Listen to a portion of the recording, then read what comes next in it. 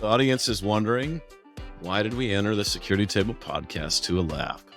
And that is perhaps because we declared that there's a 2-drink minimum going forward.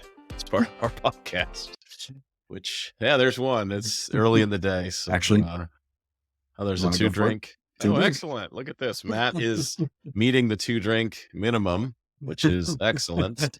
So he'll be next on stage here for application security stand-up. That's what we call it. It's not the stand-up that you imagine from Agile. It's stand-up comedy from AppSec people. Ready? Here we go. Okay. We would not make people listen to that. That would be terrible. Very bad. Very bad. And unbearable. A stand-up segment by a bunch of AppSec people. Stand-up comedy. How would that begin? Threat modeling, right? What's the best? That's true. That's true. What about threat modeling? And then there be some examples. I just flew in from ThreatModCon, and boy, am I already Wow. That is comedy gold. Ladies and gentlemen, comedy gold. I mean, where else do you get comedy like this? I mean, this is... I would say we're here until Thursday, but today's Friday, so... Yeah, we're here all week. It's a buffer overflow. It keeps getting worse. That's the problem. With every joke, we fall further and further.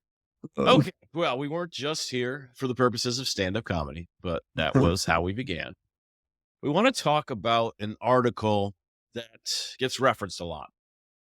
And so we want to unpack what this article says and offer some commentary on it. It was written in 2018. It's called Threat Modeling, 12 Available Methods. And you'll find it on the Carnegie Mellon University Software Engineering Institute, SEI. It's on their blog. And it's caught our attention, and we've all seen it at different times in the past and seen people referencing it. And there's some interesting things that are described as threat modeling in here. That's really what we want to unpack. So we'll just kind of scroll down through the list and deal with each one as they go. The first one is obviously stride and associated derivations, which is the best possible answer. You could literally have ended the article right there. You could have just put conclusion after stride and associated derivations. What do you guys think? Agree? I mean, we spoke a lot about stride on the last episode, so everybody knows that we like it, we respect it, we endorse it, we suggest it sometimes, we use it many times. But it is sort of the underpinning for most other methods, right? Exactly. It forms a basis for a lot of what we do, right? We look at interactions or elements or both, and so stride is that core. Or at least the newest methods always measure themselves against stride. Yeah, when they get put out, right? Because of its simplicity, right? Like it's such a simple core to work from that it is really the measuring stick of other approaches to threat modeling. But as Izar said, we really spoke about it a lot last episode. And so let's just let people go back and look at that previous episode for our love fest with stride. And now, before we move forward, we might look at stride as the base class if we look at a base class and a drive class for other threat modeling methodologies, stride itself is actually a derived class from a methodology that is not mentioned here. Which one is that? Right? Well, the 4-question framework, of course. Well, stride came long before the 4-question framework. Yeah. But Matt has a point. After stride came in, because of its simplicity, because of the methodology, because of the way that it was being used, Adam was able to, in the way that he does so well, subsume things to like this kernel of what actually needs to happen and what it is, and come up with the 4-questions framework, which I would say, and I think that Matt just said, that everything else comes from the 4 questions that actually by the way of stride. So I think that Matt is right. Yeah. Yeah. 4-question framework abstracts stride then implements the parts that are necessary, and then additional models and frameworks build upon that. So in this hierarchy. Stride came first in chronological order, but the 4-question framework effectively comes first in the I threat hear modeling. dependencies. Do you have an SBOM for that? I have something I have some choice graphic for you going off screen at the moment. That's not the best. That is exactly. You know, it'd be a super dashboard if you could see your DAST results and your SBOMs side by side correlated. A whole new category I just invented there. with an AI looking at both and comparing. Yeah, you don't even have to look at it. Wait, could I saying upgrade me? could you sell a product? Could you sell a product that you claim was an AI agent looking at two different things? But yet Please check the request. We're going to have to blend here. people are like, well, how do I log into it? You don't. You don't. The AI just does it. And at the end of the day, you're like the ultimate grifter because there is no product behind it. It's literally just somebody buying something. You're like, oh, no, it's the Gen AI looking at all the things. Like, you don't have to log into it. Don't worry. I think Izar just described Cobalt Strike or something. So, Chris, next week when you come back from RSA, tell us what the name of the product already is, okay? I'll be on the lookout to see if somebody's already invented it. But all right, we should keep going. We've only cleared the first hurdle of 12. The second one comes Pasta, which I would say is the total opposite of Stride, right? So if we're talking about a methodology that is too open, too generic, sometimes has problems in drawing boundaries, and I don't mean trust boundaries, but boundaries of the process, and eliciting stuff and coming up with like a clean black and white format of things. I think that Pasta is completely on the other side. It's extremely detailed. It's based on statistics, probability, dollar amounts, bean counting. And it takes a long time to get done. And you need in my opinion, you need a lot of expertise outside of realm of actually security and threat modeling. You actually need to do some heavy work, some heavy lifting to do Pasta right. And I'm sure it has its uses. I really want to, I'm going to take I want to take a different approach here. I think Pasta is a lot like Stride if you look at steps 3, 4, and 5. Interesting. So I think, and I don't know for sure, I'm going to put something out there and probably get a lot of hate mail on this, but Pasta is not strictly a threat modeling approach. Yeah. Pasta it's risk is management. more than just threat modeling. At least as we were talking about threat modeling today, if we look at 4-question framework and we look at Stride, we build a model, we analyze that model, we look for security vulnerabilities and weaknesses and ways that attackers are going to come in. And that's part of Pasta, but there's more to it than that, right? There's requirement traceability, and there's attack chains and attack modeling, and there's risk and impact analysis. And so Pasta is a threat modeling approach in part. And more. And that may be part of not only the confusion about its use, but also the complexity involved because it's trying to do more than what we would look at from a traditional threat modeling. But I look at it though, and it's complicated. There's a lot of steps to it, and it just has a waterfall-y feel to it. And that comes from the fact that you have to have very well-defined what is it that we are building before you even start so that you can decompose the whole thing into its little pieces. Very waterfall-y. And I think that even if you repeat steps 3, 4, and 5, which, by the way, for people who are not familiar, 3 is application and composition, 4 is threat analysis, 5 is vulnerability and weakness analysis.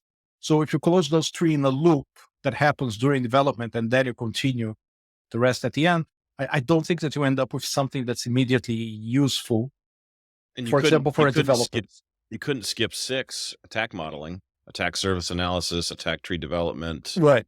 You couldn't, well, because that 3, feeds 4, your 5, and 6 would have that feeds your risk and impact analysis. But you could, in theory, do 3, 4, and 5 sort of on a cycle, right? Building up that knowledge base, updating your attack models as you go. So there are probably ways to facilitate this for a iterative development approach. Whether you can go full DevOps, probably not. But this is really good. I mean, to benefit for Pasta here, it is very structured and very detailed, which means if you're in an environment where you need that level of specificity, then it's probably a good approach, or at least you can benefit from that approach. And correct me if I'm wrong, but I think the Pasta was one of the first methodologies that included threat intelligence as an actual thing. Even because back then. It's more than just, Yep. Right. So, I mean, if we look at the risk management framework from NIST, it follows this approach very, very similarly, not necessarily the same, right? But it tries to do very, very structured analysis. The traditional, I guess, the more traditional threat modeling, where you look at your requirements and you look at your threats, and then you figure out what your security requirements are, right? And start building systems from that. So I can see value in here. I don't know. I haven't used it myself, or at least I have not used it intentionally myself, but I think it has value for some. I agree with you that there's lots of value here for some verticals, for some ways of working.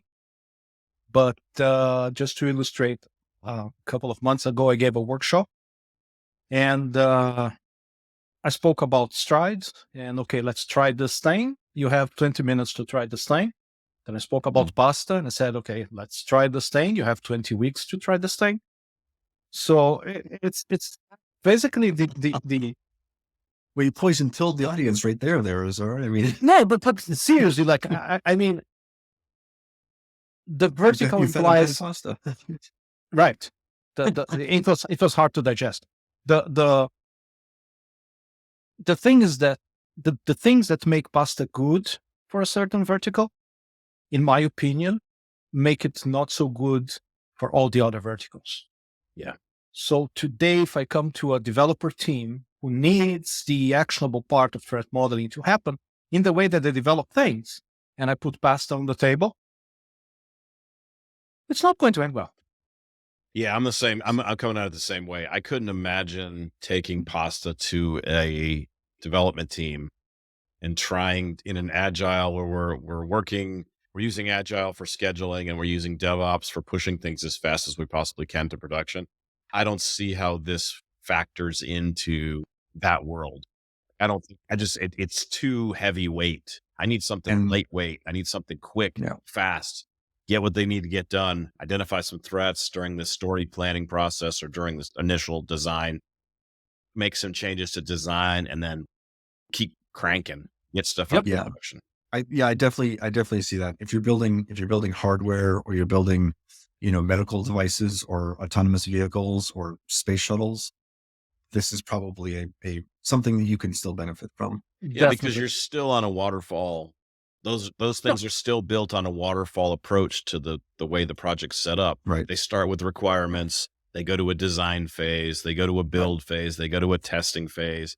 Sometimes they circle back and start the whole thing over, which is why those types of things take years to build versus we can put a feature into production this afternoon.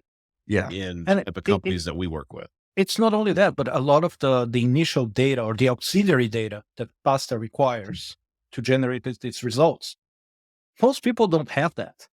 I mean, it's asking for probabilistic chances of a specific attack occurring. Well, can I just make a note that we'll get to that eventually when we talk about risk management practices? Yes. And in risk management, that's fine. But if you ask for me, if you ask from most teams that as a get goal thing, like let's start from here, it doesn't work that way. Okay, now we have CAV, we have APSS, all that good stuff, but they live in a different later realm. All right, let's keep moving. We're only 2 in now, and we're LinDoN. We love LinDoN. We love LinDoN. It's not just because we're all friends with the wonderful Dr. Kim Wutz, who is one of the primary people behind LinDoN, and I believe the smartest privacy threat modeling person on planet Earth. Here. And so that's why. But LinDoN is I think you can see the inspiration of Stride in LinDoN, but it's completely focused on privacy. So Yeah. linkability, identifiability, non-repudiation, detectability, disclosure of information, awareness, non-compliance. These are the categories of potential privacy challenges, and LinDoN provides that methodology. So I'm a giant fan. I think we're all giant fans of LinDoN, and I think we're all in the same boat. We're just trying to learn more about privacy. That's where I keep committing myself. I'll drop a note here. Recently, in ways that don't come in scope, I was talking to someone about privacy, and yes, I got to look back, and something like CIA, we have confidentiality. Why do I need privacy? And of course, I use LinDoN and all that to explain the difference. But then I walk back to, hey, this could have been me a couple of years ago. Yeah. Because there's a lot of people in security who have that mentality that confidentiality covers privacy and you don't have to deal about that. And especially talking to Kim, it's crazy the amount of open problems in the privacy part of the deal that we don't even know how to deal with at this time. And they're all there. I mean, looking at LinDoN for any security professional it will definitely teach you something.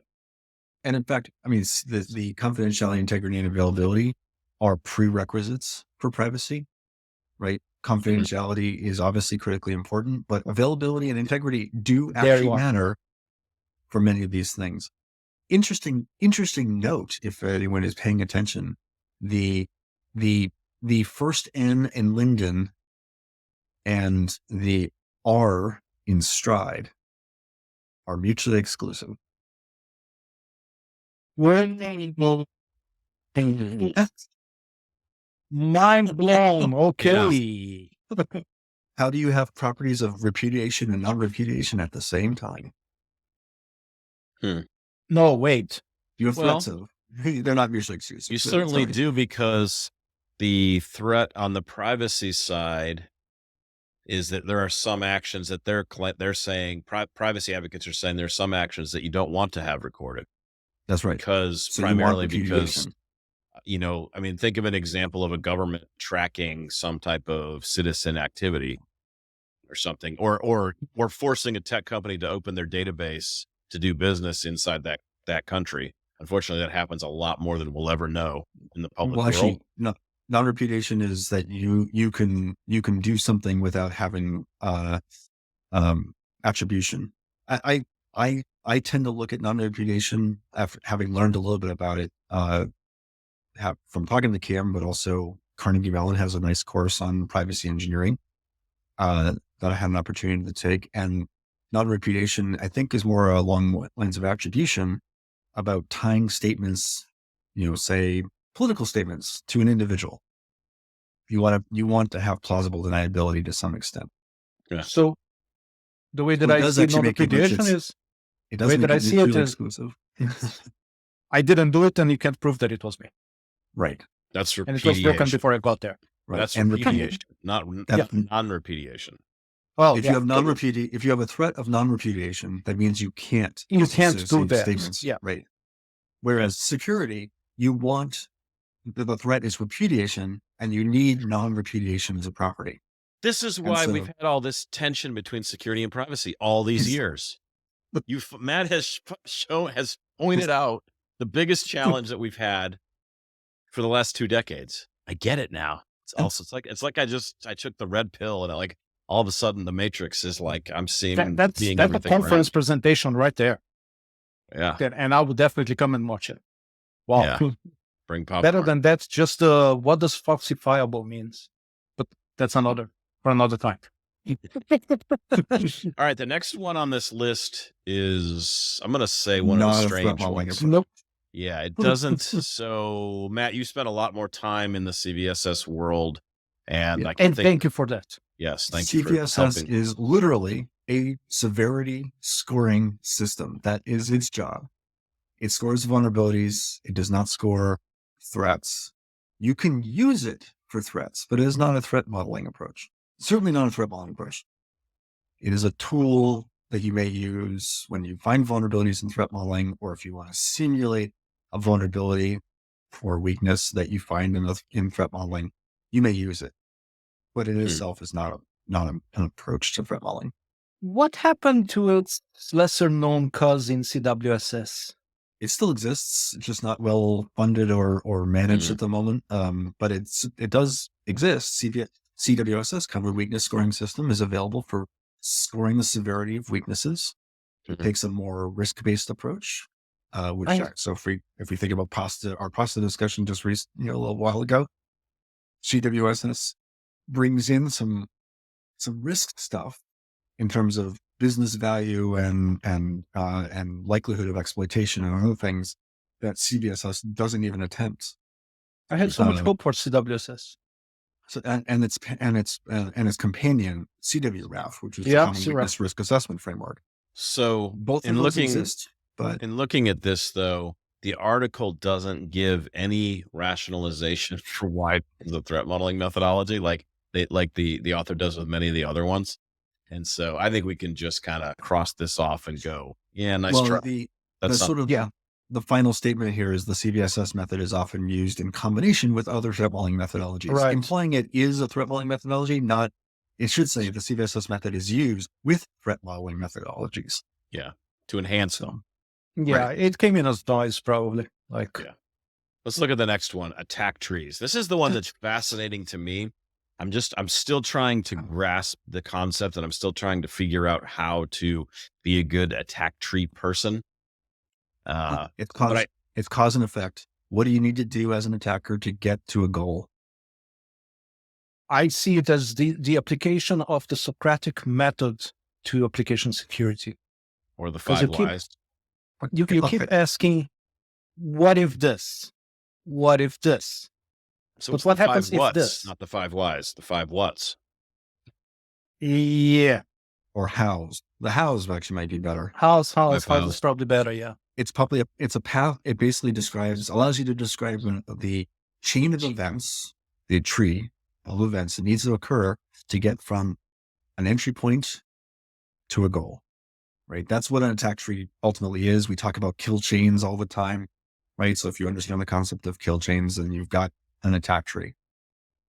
And this is the notion of, if you identify a set of threats and then you sort of chain them together, can you get, is there a path to get to that ultimate threat of data exfil or destruction of data or non-repudiation of a statement from a political enemy, right? I mean, these are what the attacker wants to do and how they get there. But that's the thing. You begin the process of building the attack tree from the end, from the objective. Right. So to me, it's always like that image of a smoky room for totally bathed people going, dude, what if giraffes all of a sudden stampede into the server room? That goes into the tree. Put it on the tree, man. Put it on the tree. Well, not a fan of attack trees I'm taking away here. I love them. Don't misunderstand me. I love them. They are more complex to build, right? They go hand in hand with DFDs or sequence diagrams, right? They're sort of another diagram that you should have in your tool belt when you're doing threat modeling.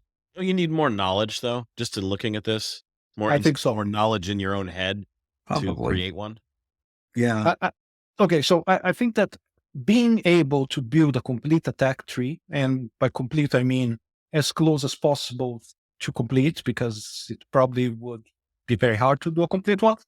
I think that you need knowledge of threat elicitation. That's probably much closer to a pen tester than to a blue team person, I think. So, for example, Jonathan Marcel has done a lot of work with attack trees, right? And I think that we had that discussion before, that having an attack tree ready and handy when you're doing threat elicitation with whatever methodology of threat modeling you're doing, it's a hugely useful thing. Because you can put in front of a developer and say, when they say, oh, but who would do this? Or no, that's never going to happen. You can actually put it in front of them and show, no, this is the chain of events for something actually happening. My problem is that sometimes okay, the root, we know that the root of the tree is where you want to get, is the XFIL, is the RCE. But sometimes the leaves, they go so completely not out of proportion, but they get so specialized, right? It's like if you file this thing on a Thursday afternoon and you're turning to the east and it's Windows XP 2.0, whatever, then you get that thing started. And Well, I can never like find where to stop the leaves of the attack tree. Well, I guess, one way to look at this is when you ask that question of what can go wrong, and then you go, well, how do you get there?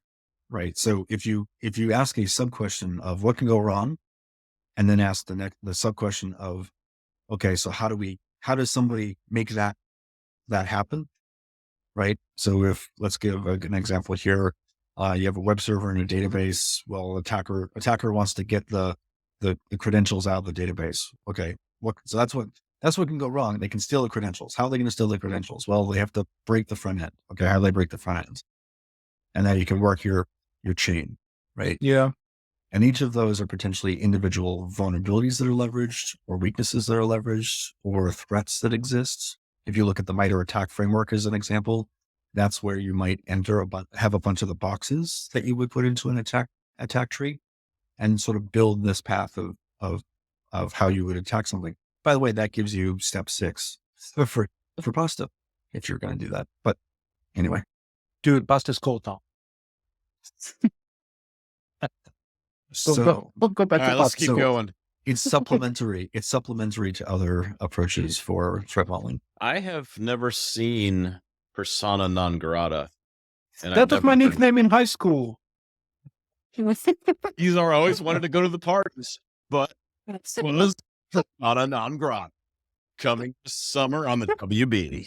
So is this the precursor to elevation of privilege? No, I think it's like I think it's see it as something just based on this description where you're thinking about the social engineering side of the threat modeling process, being like thinking about how people could break your stuff. So it's probably not applicable like when we're threat modeling a feature, because we wouldn't want to think about every possible persona. But if we're threat modeling as a security team that's looking at our organization, I could see this being beneficial. To me, it's more like not think like an attacker, but think who your attacker may be. Yeah. So if I want to make sure that I am creating reasonable security, I have to know who I'm defending against, and the level of reasonability going to be different if it's a nation state or if it's somebody who just wants to get credentials to sell on the dark web or whatever. Yeah. So that's where persona non grata comes to me. And actually, for people who are not familiar and are not looking at the article right now, it's basically a definition of personas. And they are non grata because those are the personas that you don't want running around your system, right? So you define who they are, what they know, what resources they have at their disposal, how much motivation do they have to do what they're set out to do.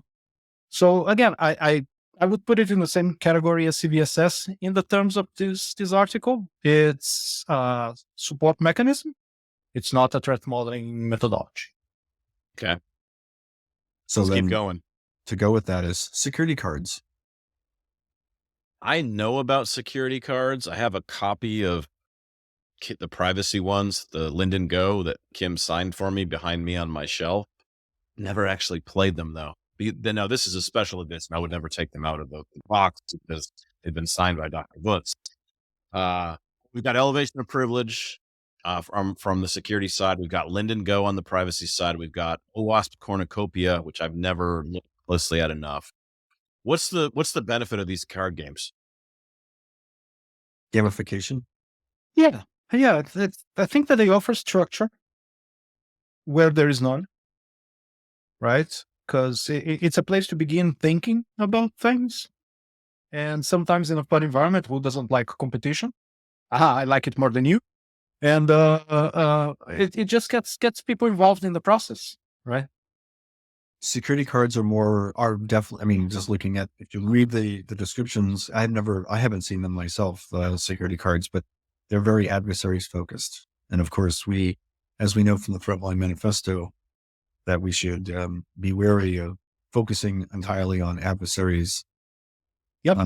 And so as a tool, it may be good for brainstorming. And what Matt just said goes for persona non grata as well. Yeah. I think the benefit of the card games is it gives you a fun way to connect with a team that's new to threat modeling versus coming in and saying, everyone sit in your seats and prepare to be lectured to for 47 minutes on threat modeling and how awesome it is. Instead of that, you're getting people engaged in the process. Yes, it may not be perfect from the categories and things, but they're playing a game. And we know as human beings, games are fun. It's just fun to do that with another group of people. And in this case, you're playing a game and you're experiencing knowledge transfer. You're learning about threat modeling. So I think that's the real key. Even if the information is not perfect, I'm okay with that. And I'm going to go one step further and say that if you note down the results of this game of cards and write it between a system description and some sort of ranking of what you found, you got a threat model just as good as anything else that you would do with another methodology. It's just that depends on where your team is in the journey, right? Yeah. All right. Then, now we go to the next one. Well, I don't know. Let's see. We're 1, 2, 3, 4, 5, hybrid 6. threat modeling methodology is basically... we're close enough to the end. We can crank through all of them. This one actually will be pretty quick. It's basically take persona non grata and take the security cards, add in security requirements and a system and a model, and iterate. So basically what you're telling me is that this one should be called salad. Well, it does introduce another method called square, which is around security quality requirements engineering method. Basically, the thing that we do when we build systems and we look at functional and non-functional requirements and we define quality metrics and security requirements. It feels so painful. All those words you're saying sound wait. painful. Reading here, the main steps of the method are identify the system to be threat modeled. What are we building? Apply security cards on developer suggestions, remove unlikely persona non gratas, and summarize the results. What could go wrong? And then continue for formal risk assessment method. What can we do about it? So yeah, it checks all the boxes. Yeah, but it's using a lot of words that feel like they're driven by government agencies. And this just feels slow and waterfall-y to me when I hear these words used. The targeted characteristics of the method include no false positives, no overlooked threats, and consistent results. And so where's the fun of it? Yeah, those are not okay. Hold on. Stop the train, stop the bus, whatever we're writing in right now. That's not possible.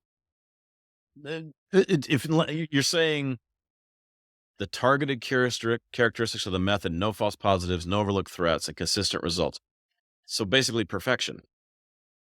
Like I would love that too. Like if I could just pay a small amount of money and get perfection in threat modeling, I would never have another vulnerability. But you have infinite time, right? You have infinite time, infinite resources, right? With infinite time and infinite resources. Why small amounts of money? We'll type cost out effectiveness, the fourth one. The entire works of Shakespeare on typewriters. But why small amounts of money, Chris? Consultants have to eat too. Okay, I'll pay. I mean, if you could guarantee me no false positives and no overlooked threats, I think you could sell this thing for $1 billion to each Fortune 100 company and make $100 billion. Okay, next. Quantitative threat modeling method. Quantitative. So this is... Attack trees plus stride plus CVSS. Okay, this is just a makeup one. They had 11. And they're like, it's got to be 12. We said it was going to be 12. All right, well, if we just throw a bunch of these things together, we can just call it a different thing. So the first step is to build component attack trees for the 5 threat categories of stride. So basically, it's a structured brainstorming approach. It's a structured brainstorming approach to stride. How would you do if spoofing is the goal? If spoofing is that root of the tree, how would you spoof? What would you spoof? How would you spoof it? How would you go through your system and spoof it? Time for Spoof the Magic Dragon. Yeah, let's just let that one go and just say, Yeah. even though ChatGPT didn't exist, they had Oh, 11. God. They had 11 and they put it into they traveled in time, put it into ChatGPT, and it popped out quantitative threat modeling will be the 12th method to make your list even. All right, trike. Who would like to ride on a trike? So trike is interesting because I the first time that I saw it was when we were doing some research for the fish book. And I looked at the tool that they have in there and it was interesting. It just didn't work. So I went to see why it doesn't work, because it's not supported anymore. Why is it not supported anymore? Because the people created trike. It's not writing about trike anymore. So I don't know. Every time that I see trike, I'm like, wait. Fell off the bike? Yeah. Develop the path. Look at the details that they're describing here. Each threat falls into one of two categories: elevations of privilege or denials of service. Yeah, that's the thing. They funneled Stride down to its absolute minimum common denominators and created two categories out of things. And there was this tool, there was this spreadsheet, if I remember correctly, and you could get things working together. But at the end of the day, it was a lot of work. It felt what Chris keeps saying, and I didn't feel like the result was something that justified the outcome. It also used attack trees. It uses the threats. So the threats are put into categories, but each of those threats is the root of an attack tree. So again, you're figuring out the path through the system of how you would exploit or cause a threat to occur. We do this today with Stride or the 4-question framework. We just skip the middle steps in a structured way. Yep. I'm not seeing a future where I'm converting to trike. No. All right. How about fast model? You go with a quad? Riding quads. Depends on the helmet. Helmets. Who needs helmets? This is threat modeling. Everybody needs helmet. Everybody needs a helmet. Another T-shirt for you. Threat modeling, comma. Everybody needs a helmet. Let me write that down. Sure. I know that's going on a shirt right there.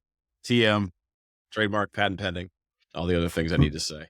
All right. So I didn't realize VAST was something that was created by another threat modeling company in the world. Yep. Visual, agile, and simple threat modeling. Yes. It's based on process flows. Whatever those may be. What is a process flow? Is that like a ladder diagram or something? It's so the more traditional process flows you might think of are business process modeling notation, BPMN, where you basically describe call flows or how data, not necessarily how data flows, but how system components interact. That is different. Okay.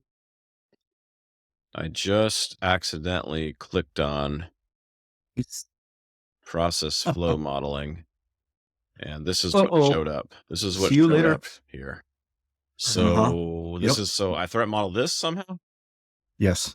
I think the hydro eat treater what if the diesel oil caught on fire? So, you joke, but that's how Stuxnet happened. Yeah. So it is from something like this. Again, this is just a different type of data flow, right? It's looking at how systems interact with each other. Call flow, call stacks are sort of an example, right? I have a function. That function calls out to the OS. Well, actually, it reads data from a file and then calls out to the OS with that data. Mm-hmm. I have a threat. I have a potential vulnerability because I have a weakness now of untrusted data going into a call, right? But the call flow versus the data flow, they are different. Mm-hmm. Okay. All right. There's value to the process flow, whether or not the methodology is effective. It feels more complex than it needs to be, though. That's why I love data flow diagrams. I love simplistic data flow diagrams that only use process, data flow, data store, an external entity. Devil's advocate on this is there's structural information and contextual information you don't get in data flows, that we have to invent new things like who initiates a communication. So if data is flowing from point A to point B in one direction, that doesn't tell you anything about who actually initiated the communication. Process flow would. Yeah, but that's why we have annotated threat models, as annotated data flow diagrams, as you pointed out in the fish book. Yes, that's right. Right. We had to invent something new in order to make it work, because a process, and by the way, sequence diagrams do the exact same thing. Yeah. So now those can be, I think of those as ladder diagrams. Is that the same thing as sequence? What you're pretty close. Yeah. Okay. All right. Brings us to our 12th and final threat modeling methodology, OCTAVE. If anyone OCTAVE, ancient tech. I heard of it. I have never seen it in the wild.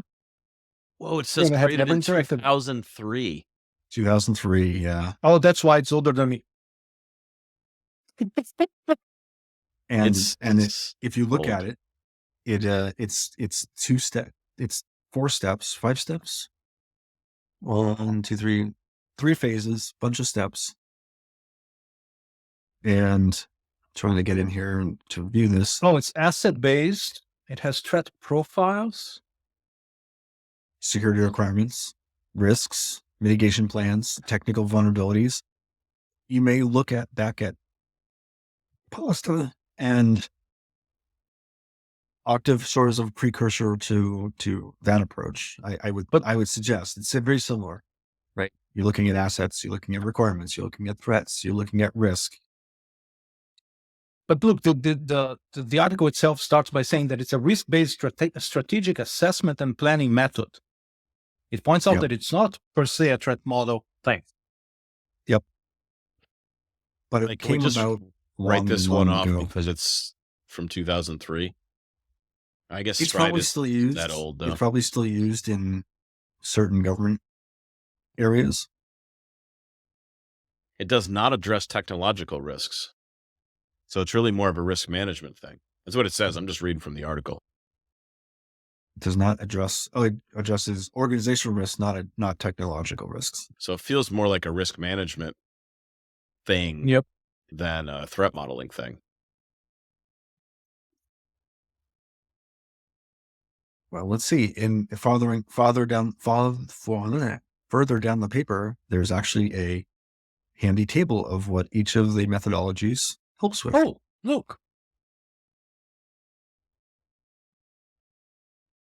Yeah, but it still goes with CVSS. Directly contributes to risk management. So which was my theory further up. Explicitly before I saw designed to be scalable.